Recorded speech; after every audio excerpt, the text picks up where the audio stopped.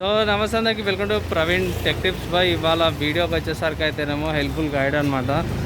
So నార్మల్గా సింపుల్గా చెప్పుకోవాలంటే చాలామంది ఎస్థెటిక్స్కి వెళ్తారు, లేదా తర్వాత ఆర్జీబీస్కి వెళ్తారు పీసీ బిల్డ్ చేసేటప్పుడు. మ్యాక్సిమం ఆర్జీబీస్ తీసుకోకుండానే ట్రై చేయండి గాయ్స్. ఎందుకంటే మెయిన్ విషయం ఏంటంటే ఆర్జీబీస్ వల్ల మీకు ప్రోడక్ట్ యొక్క కాస్ట్ పెరుగుతుంది తప్పించి మీకు పెర్ఫార్మెన్స్ అయితే ఏం రాదు. మెయిన్ ఆర్జీబీతోనైతే మీకు పెద్ద లాస్ అవుతుంది.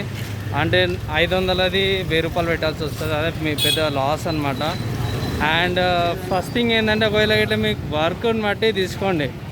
బేసిక్ యూజ్ అయితే ఇట్లా i3 సరిపోతుంది. బేసిక్ నార్మల్ యూస్కి బేసిక్ దానికైతే i3 సరిపోతుంది.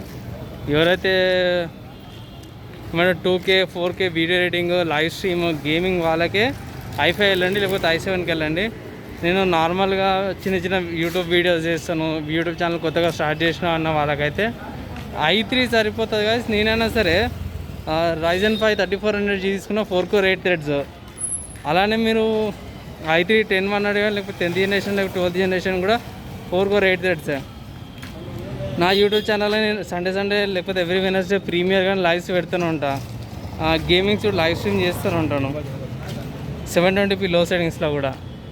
సో కంపల్సరీ మీరు హై లెవెల్ తీసుకోవాల్సిన అవసరం ఏం లేదు. ఇదొక్కటి చిన్న అప్డేట్ వీడియో చేద్దామనేసి అయితే చేస్తున్నా గైస్. అండ్ వీడియో ఇట్లా నచ్చింది, యూస్ఫుల్ అనిపిస్తే ఇట్లా ఛానల్ అయితే సబ్స్క్రైబ్ చేసుకోండి. నెక్స్ట్ వీడియో కలుసుకుందాం. ఇంకొక టెక్ టిప్స్ అనుకొచ్చేది సపరేట్గా స్పెసిఫిక్గా షార్ట్స్ వీడియోస్ లాగా చేస్తున్నాయి కదా. షార్ట్స్లోనే కొంచెం లెంత్ ఎక్కువ ఉంది. అండ్ ఈ వీడియోకి అయితే ఇంతపై నెక్స్ట్ వీడియో కలుసుకుందాం.